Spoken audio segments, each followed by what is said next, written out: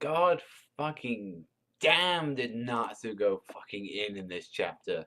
And it was just a freaking bird. He completely fucked over this bird.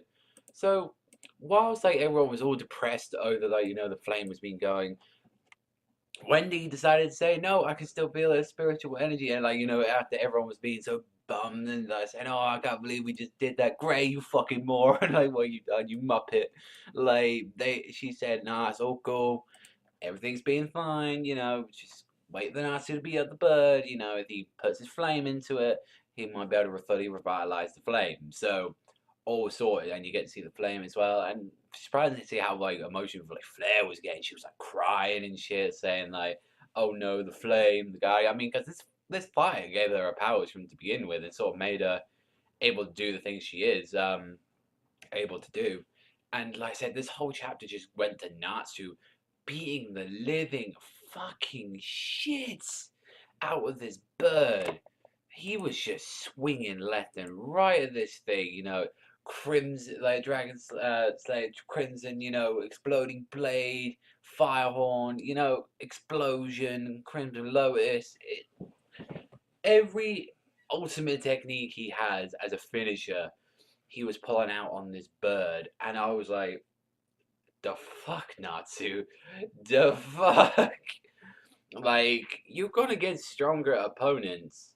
And to see that this is actually, I guess that's the sort of finale, because you see Urza as well with Minerva, and they'll say, what the hell's all that noise? And it's like, oh, that's Natsu fucking, fucking shit up again. I don't really think Minerva's gonna be, I think Minerva's just gonna leave, Team Rocket style and say, oh, we'll blast off again. We'll see you next time. And to see who the Guardian of the Flame was, what the real truth behind the Eternal Flame is, Atlas Flame himself.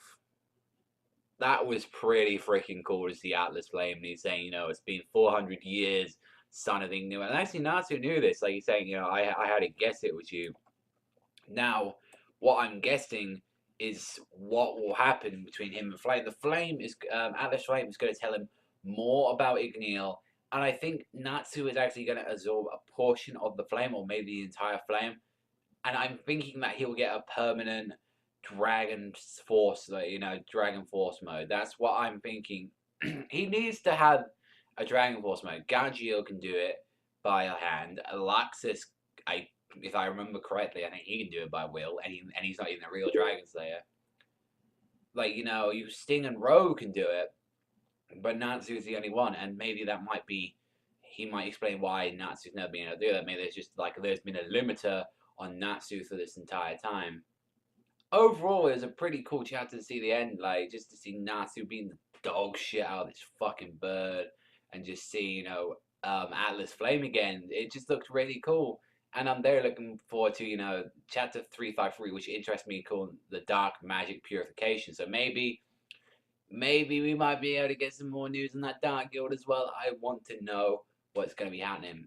Gotta give that an 8.5. It was a very enjoyable chapter. Just love Natsu going into fucking town with this. But let me know what you guys think of this chapter down below. But that's all from me, everyone. So thanks very much for watching. As always, remember, Savagezweipanda, sign out, and I'll see you guys next time.